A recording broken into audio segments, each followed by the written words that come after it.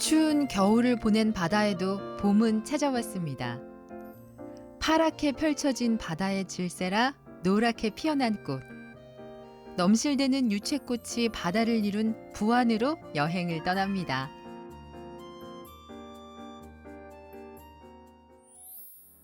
예부터 산, 들, 바다가 있고 자연이 빚은 보물이 가득하기로 입소문난 고장 부안.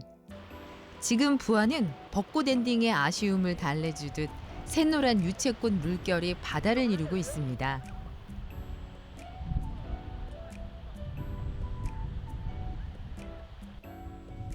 부안군 수성당 유채꽃밭인데요. 겨우내 잠들었던 마음들을 움츠렸던 마음들이 펴갈 수 있도록 예전에는 이곳에 많은 대나무가 있었는데요. 대나무의 그 색보다 이렇게 봄을 화사하게 맞이하는 노란 유채꽃을 많이 심어서 푸른 바다와 어울려서 아름다운 마음들을 더 확장시키려고 저희가 유채꽃을 많이 단지를 조성해서 찾아오시는 여러분들의 마음과 모든 그 관광객들의 마음들을 기쁘게 하기 위해서 저희가 조성을 했습니다. 이 유채꽃은요, 4월 중순에서 5월 초까지 아주 굉장히 만개를 하는데요. 올해는 날씨가 굉장히 따뜻해서 4월 초부터 이렇게 앞다투어 유채꽃들이 아주 만발하고 있습니다. 유채꽃으로 유명한 제주도까지 굳이 가지 않아도 푸른 바다를 배경으로 대규모 유채꽃밭을 볼 수 있습니다. 한번 이곳을 찾은 사람들은 아름다운 모습과 향긋한 꽃내음에 취할 수밖에 없는데요. 예, 여기 처음 와봤는데요. 유채꽃 아주 활짝 핀 게 멋있고 바다도 보이고 그래서 분위기 상당히 좋네요, 여기. 아름답고 속이 다 뻥 뚫리는 것 같이 너무 예뻐요, 노란색이. 봄 유채꽃만 관광객의 발길을 사로잡는 게 아닙니다. 봄, 여름, 가을, 겨울 4계절 내내 다른 꽃들로 옷을 갈아입으며 색다른 매력을 뽐내는 곳이죠. 봄에는 아주 아름다운 노란색 유채꽃을 심고요. 여름에는 하얗게 소금꽃처럼 보이는 메밀꽃을 심고요. 가을에는 알록달록 예쁜 코스모스가 만발하는 그러한 동산입니다. 지천에 피어있는 유채꽃의 달콤한 속삭임. 해풍을 따라 전해지는 꽃내음과 바다 내음을 따라 올라가면 바다의 수호신 계양할매를 모신다는 수성당이 있습니다. 수성당은 해안 절벽 위에 평탄한 곳에 자리를 잡고 있는데요. 이곳은 바다의 신을 모시고 있는 곳입니다. 이곳에 있는 바다의 신의 이름은 계양할머니인데요. 8명의 딸을 낳아서 7명을 칠산 앞바다에 시집을 보내고 막내딸과 함께 살고 있다고 합니다. 절벽 밑에 있는 여울굴에서 태어났다고 하시고 거기에서 거처를 잡으셨다고 하는데 이곳을 지나는 어부들과 또 뱃길을 항해하는 사람들의 안전, 풍어를 위해서 1년에 한 번씩 제사를 지내고 있습니다. 수성당은 오늘도 이 드넓은 바다의 안녕을 빌어주고 있습니다.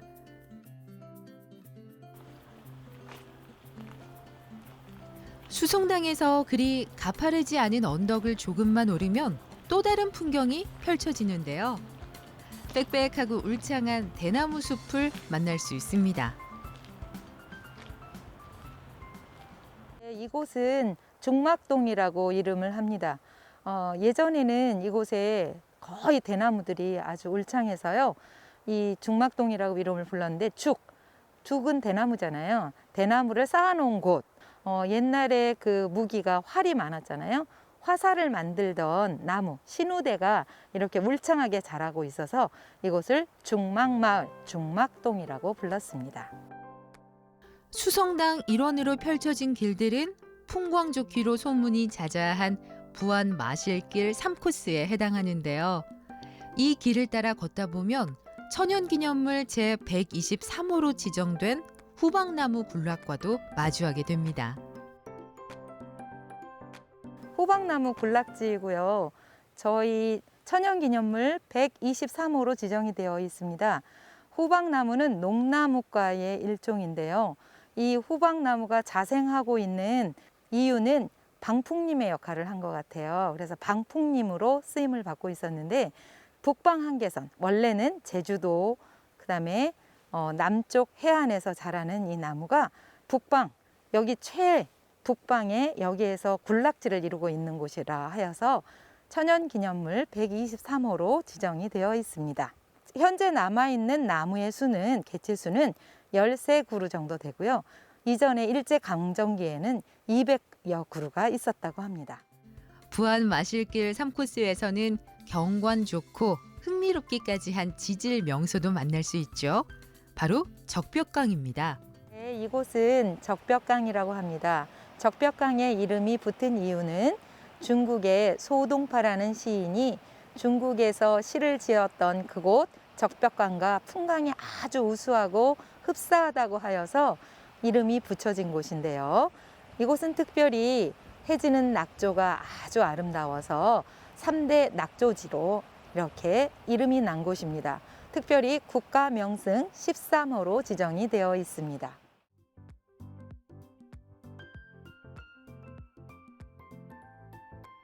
적벽강은 파도와 시간이 공들여 빚어낸 놀라운 조각품이자 우리 땅의 신비로운 속살을 들춰볼 수 있는 곳인데요.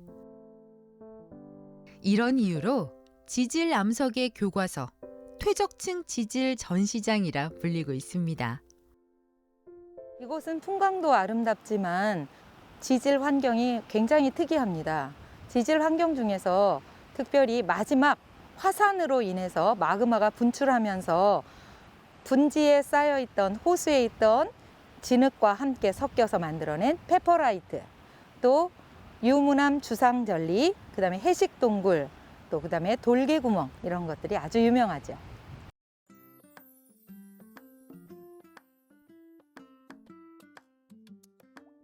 파도와 바람에 부서지고 닳고 깨진 시간의 흔적들. 이곳엔 까마득한 수많은 이야기가 쌓여 있습니다.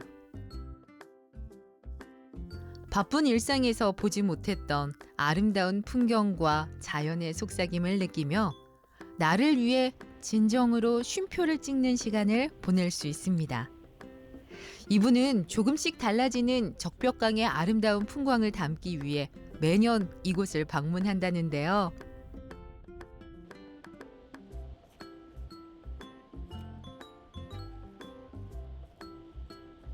네, 한 3번 정도 왔어요. 매년마다 이맘때. 여기가 봄이 되면 돌에 파래가 저기 파랗게 이렇게 붙어가지고 노을하고 같이 찍어놓으면 진짜 예뻐요. 그리고 이게 적벽강이잖아요. 중국에 있는 뭐 적벽강하고 비슷하다 그래가지고 여기 붙여놓은 해변가인데 이게 상당히 예뻐요.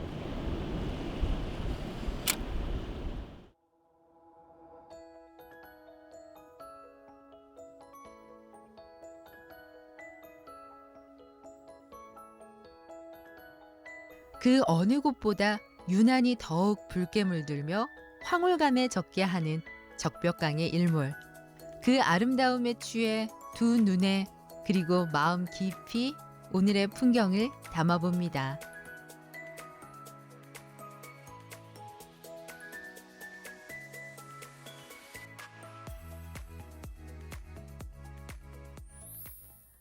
청춘과 예술 두 단어 속에서 살아가는 청년 작가.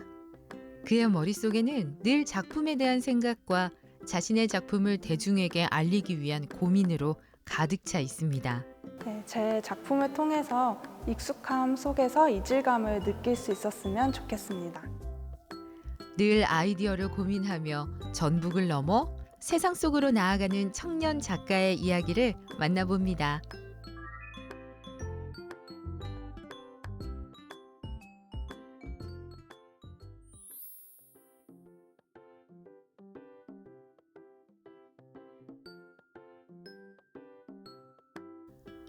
오늘도 좀 더 넓고 큰 세상을 향해 한 계단 한 계단 성실하게 오르는 청년 작가들. 전북 출신의 젊고 유망한 작가들을 발굴하고 지원하는 전북 청년 2021전이 올해로 7번째 전시를 열었습니다. 올해 선정된 작가는 강유진, 문채원, 순지 이렇게 3명인데요.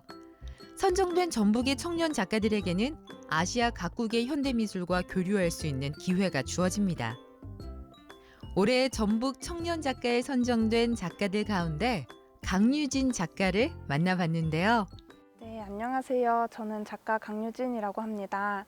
저는 이제 완주에서 태어났고요. 지금까지 완주에서 계속 살아오면서 이제 그 자연 환경의 모습들을 관찰하게 되었는데 그 중에서도 많이 개발되어지고 있고 좀 급속도로 발달되어지는 그런 모습들을 많이 접하게 되었어요. 그래서 그런 모습들을 자연이 훼손되고 하는 그런 모습들을 많이 보다 보니까 작업의 소재로 사용을 하게 되었고요. 그 안에서 느껴지는 저의 감정과 또 사람들의 그런 심리를 또 생각해 볼 수 있게 하였습니다. 강유진 작가는 전북 완주군에서 유년 시절을 보냈는데요. 그런 그녀에게 전북 청년 작가로 선정된 것은 더욱 특별한 의미가 있습니다. 제가 전라북도에서 꾸준히 작가로서 활동을 해오고 있었는데요. 특히나 도립미술관에서는 전시 관람도 많이 했었어요. 근데 이렇게 작가로서 또 선정이 되어서 도립미술관에서 전시를 할 수 있다는 것에 굉장히 영광스럽고 가슴이 벅차는 일이었습니다. 예술이 이 세상에서 어떤 역할을 하고 자신이 작가를 해야만 하는 이유에 대해서 끊임없는 물음표를 던져왔다는 강유진 작가.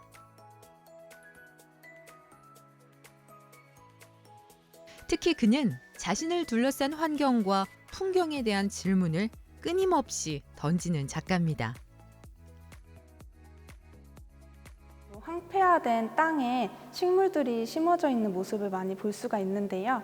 이게 게릴라 가드닝이라고 실제 버려진 땅에 몰래 식물들을 심어서 땅 주인에게 경각심을 심어주는 운동을 모티브로 하였습니다. 그래서 제 작업에서도 이제 조금 제가 직접 식물을 심기도 하고 또 예쁜 자연 모습이지만 사실상 게릴라 가드닝이라는 의미를 가지고 있음으로써 무거운 주제를 보여드리고자 했고요. 여행지라는 컨셉도 이번에 전시를 통해 볼 수가 있는데 저희가 여행을 가서도 어김없이 볼 수 있는 게 공사장의 풍경이라는 것을 보여드리고 있습니다. 자신의 생활터전의 개발을 보고 자라온 작가.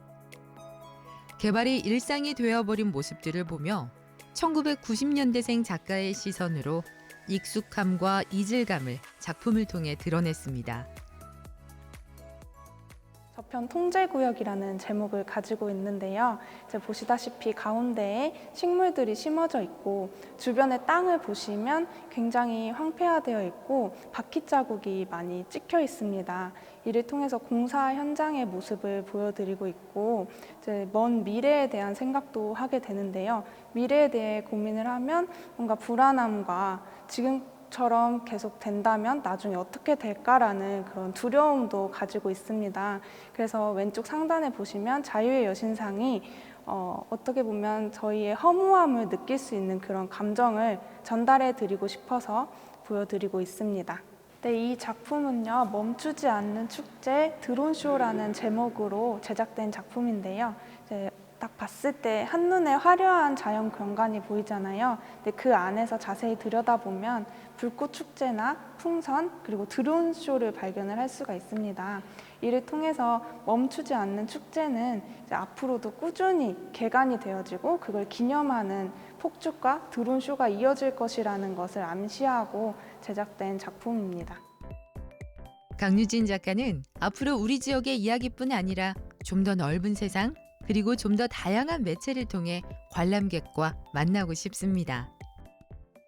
제가 작업을 하면서 이제 전달해 드리고자 하는 메시지를 문학 작품이나 영화의 한 장면에서 가져오기도 하는데요. 그래서 제 작업을 보시면 중간중간에 이제 익숙하신 영화의 장면들도 발견하실 수가 있습니다. 그래서 앞으로도 다양한 매체 문학 작품들을 통해 영향을 받을 예정입니다. 청년 작가로서는 다양한 매체, 예를 들면 설치나 이제 영상 작업을 통해서도 저의 메시지를 전달해 드리고자 계획 중입니다.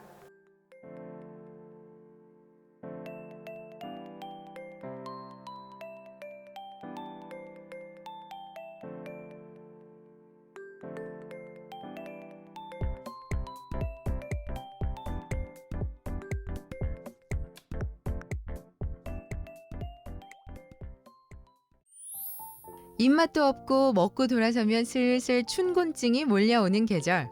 간단하게 집 나간 입맛 살리고 건강도 챙길 수 있는 음식 뭐 없을까요? 지금부터 소박하지만 건강한 한 그릇밥 만들어 보시죠.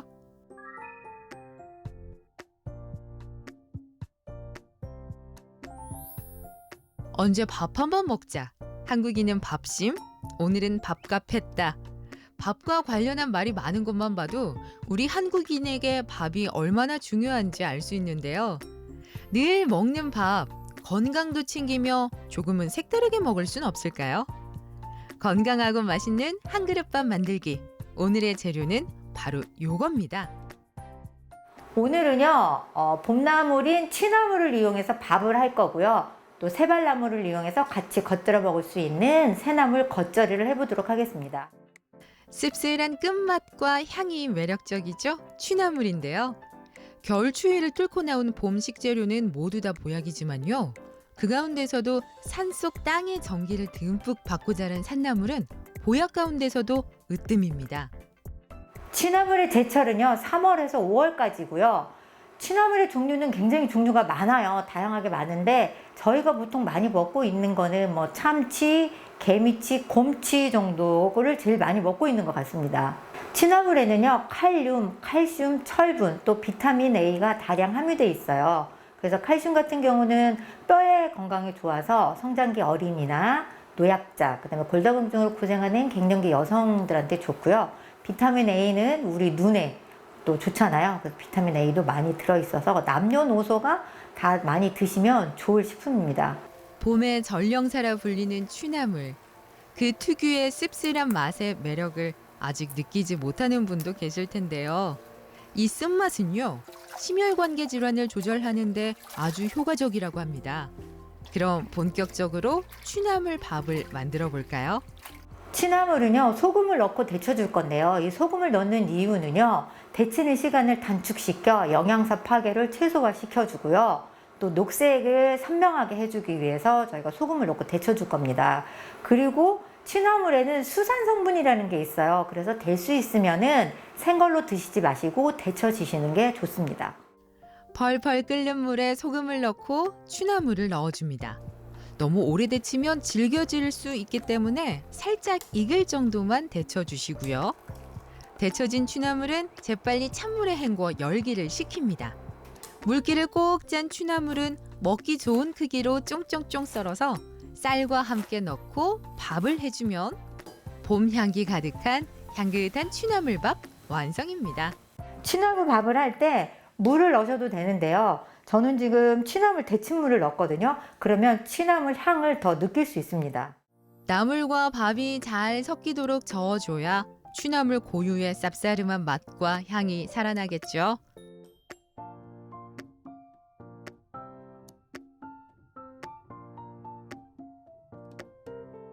네, 제철에 나온 음식을 먹어야 되는 이유는요. 제철에 나온 식재료는 그 식재료가 가지고 있는 영양 성분을 최대로 먹을 수 있고요. 또 제철에 나오기 때문에 가격 또한 착합니다. 그리고 맛도 제일 좋아요. 그래서 우리가 이렇게 제철에 나온 음식을 먹으면 건강에도 좋습니다. 취나물 밥이 준비됐다면 이젠 밥과 곁들일 반찬도 한번 만들어 볼까요? 이름도 특이한 새발나물을 이용한 새발 겉절입니다.